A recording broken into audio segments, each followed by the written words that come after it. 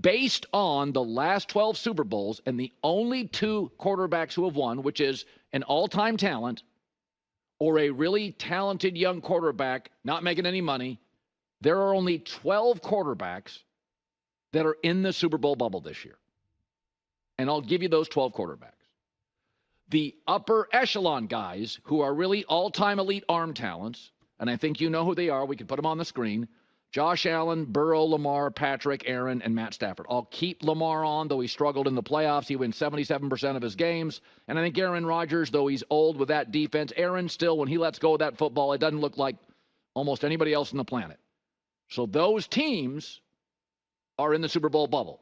And then the other six, these are six really good quarterbacks, and they're not getting paid yet. I consider them very talented and not getting paid. Justin Herbert, Jalen Hurts, Trevor Lawrence, Jordan Love, Brock Purdy, and C.J. Stroud. I think Purdy's the least talented, but he's talented enough, and he's not making a nickel. And that's it. Now, who's not on that list? Jared Goff, who I think's really good, but not in the top six, and really, really expensive. And as much as I like Detroit, if you look at the last 12 years, there's two groups. You got to be an all-time. I mean, Lamar Jackson is better in the pocket than anybody wants to acknowledge, and he is the best moving quarterback I've ever seen. And Aaron's older, but he still slings it like almost nobody else can. So for that argument for J-Mac, the Jets are in the Super Bowl bubble. They have an all-timer.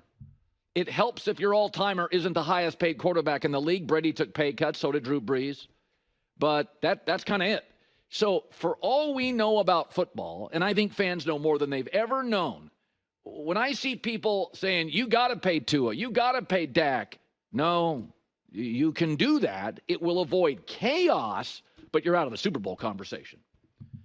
Okay, so obviously this clip is before when some of those quarterbacks got paid. And so I wanted to talk about this for a few reasons. One, I want to ask you all, what do you guys think about this list, his tiers in general, right? You got Josh Allen, Joe Burrow, Lamar Jackson, Patrick Mahomes, Aaron Rodgers, Stafford at the highest.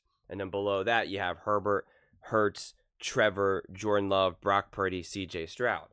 Now, throw out the money first, because I'm gonna discuss the money, because obviously we know Herbert and Trevor have gotten paid. So although I guess Colin's considering Herbert to be on that cheaper deal, but Trevor Lawrence is definitely no longer on that cheaper deal, and he referenced Jared Goff, who is now definitely not on a cheaper deal. But I'm just curious as to, I'm sure a lot of people are going to be like, how is Trevor Lawrence up there, right? And depending on what fan base you are, you're going to be like, why is Dak not up there? Why is Jared Goff not up there? I know some people are going to be like, what about Baker Mayfield and all of these names? So I really, really want to hear what you guys all have to say in terms of what about this just tiers, like where do you guys think these players should be? I think it's pretty good. It's hard because it's like define cheaper deal, because Jalen Hurts actually is on a legitimate cheaper deal that people didn't, I don't think, realize, especially now that contract is a few years old and it's getting even cheaper with every year that passes. But just the way how it's constructed, it's a very team friendly deal in that regard. But I would say that one of the issues with when paying a quarterback, like, it was okay for the Detroit Lions to pay Jared Goff because their team is already constructed in a way where they can pay Jared Goff and continue to now either pay the other players that need to be paid and also have another layer of talent that doesn't need to be paid yet. Yes, the Lions run into trouble if they want to keep the exact same team and they're really competitive and they're going to be highly competitive for the next 5 years, and then now you got to pay everyone again. Then you run into that trouble of like, well, what do we do? How do we pay everyone, right? But that you don't worry about that right now. You don't worry about that. And it's just right now you have an amazing roster if you're the Detroit Lions, and you're like, let's go now. This is our window. Our window is going to be, you're only ever going to look at a window for another few years. Lots of fans love to act like their window is going to be 10 years and like, we're going to be great for the next decade. And it's like, that's like never happened And number one, and number two, the chances of that happening for your team is slim to none. So if you have a great team and the team is pretty healthy and young, on the younger side, and not a bunch of players who are about to leave their prime, and the contracts kind of make sense for the time being, your window's 2 to 3 years. You just got to really hope that you win a Super Bowl within the next couple of years, and that's as good as it gets around the NFL. There's a reason why only a few teams have so many Super Bowls, while all the other organizations either have 0 or like 1 or 2. Like, we talk about some of these like super iconic Super Bowl teams, whether it be the Packers or whoever, and it's like they're not sitting on 10 Super Bowls. It's just not how the NFL works. It's not like the NBA or even Major League Baseball for that matter. Now, what's the trouble is with like a Trevor Lawrence, when you pay someone like a Trevor Lawrence at this point, is it becomes harder now to build that team, to go out and get some big time free agents. So that's where it hurts, that Super Bowl aspirations, because it's like now it's a lot harder. So it's like it's easier for you to pay, because right, Trevor Lawrence up for a contract and Jordan Love could get a contract. It's like you're better off paying Jordan Love because you already have a great team with a lot of young talent that you don't have to necessarily pay just yet. And then by the time you do have to pay them, the way how the contract should work is that you should be able to afford those players, or have already understood that, okay, we're going to just need to be able to draft some of these replacements if we let them go. And again, now that puts the Packers in a position to continue to be competitive and actually be Super Bowl contenders. That's not exactly what the Jaguars, they're not exactly in that situation right now. So therefore, paying Trevor Lawrence all that money, which I'm not saying it was right or wrong, actually hurts them. So you can pay Jordan Love, you can pay Jared Goff, and it's not the same thing as just paying a talented quarterback too much money. First off, I think those quarterbacks are great, and especially Jordan Love up and coming. So I think, obviously you still have to wait to see what else Jordan Love can do. But as I've said in previous videos, I have no problem paying someone paying Jordan Love that money. But the problem is that you really fall into is if you do have now a Dak Prescott and you pay him like he is Josh Allen, Joe Burrow, Lamar Jackson, Patrick Mahomes, prime Aaron Rodgers, and Matthew Stafford. Because those quarterbacks can overcome deficits that other quarterbacks can't. That's just a fact, right? That's just a fact. And I think other quarterbacks will enter that party eventually. I think CJ Stroud can enter that party. Jordan Love can enter that party. Justin Herbert can enter that party. Jalen Hurts can enter that party. But it's just, and I'm not, any quarterbacks that I didn't mention right there doesn't mean that I'm saying they can't. So don't come at me. I'm just naming names. I can't name every single name.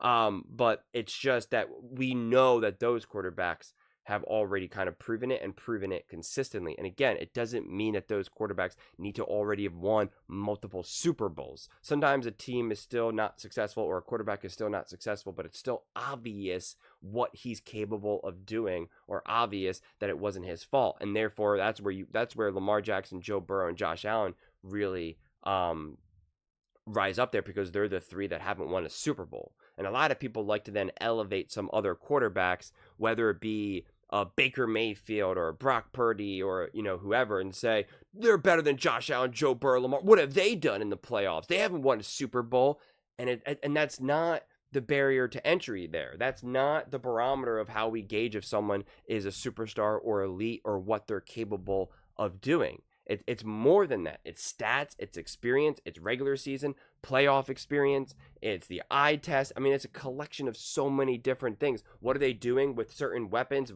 either lack of weapons or a surplus of weapons, a great coach, an average coach, a bad coach? Like, you have to put it all into consideration. So I don't have any true problems with this list. I think you could have some of these quarterbacks kind of like an in-between. Like, I think Jalen Hurts is an in-between. CJ Stroud is an in-between. Jordan Love is an in-between. I think Brock Purdy, and I've said this, I think Brock Purdy is great, and I just broke down a video yesterday and looking at the film and showing you how great he is. But I do think that it's a little bit different for someone like a Brock Purdy, just because some of these other quarterbacks do have the ability to make something out of nothing. and that kind of gives them a slight leg up. But what makes Brock Purdy so great and special is his consistency, that he might have a more consistent game than some of these other guys that can make something out of nothing, but it does then make you more dependent on your team. So it's an interesting, it's kind of like, does it balance out? Which is at the end of the day better? I don't really know, honestly. It's hard. Do you want someone who's just wildly consistent and has great decision making? Or do you want to have a quarterback that's a little bit loose, may lose you some games, but he definitely can put a team on his back? It's tough. It becomes a little bit harder of a situation to kind of figure out. But yeah, no, I would really love to hear your thoughts on this one. If there's any quarterbacks that you think are missing, I'm trying to think of quarterbacks off the top of my head. Obviously, Goff, Baker, Tua's not up there. Yeah, off the top of my head, I can't think of many other quarterbacks for that. But let me know in the comments below. I read every single and Dak. Let me know. Let me start over again. But let me hear your thoughts on this one. I would absolutely love to hear them. Let me know in the comments below. I read every single comment, so whether you agree with me or disagree with me, either way, let's get in some discussions, let's get in some fights, but ultimately, let's just have some fun. And please do consider subscribing. We are building an amazing community here, and I would absolutely love to see you part of it.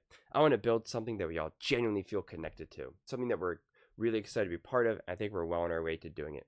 And please don't forget to give this video a thumbs up, as it really does help with the visibility and the algorithm. Thank you so much, and see you next time.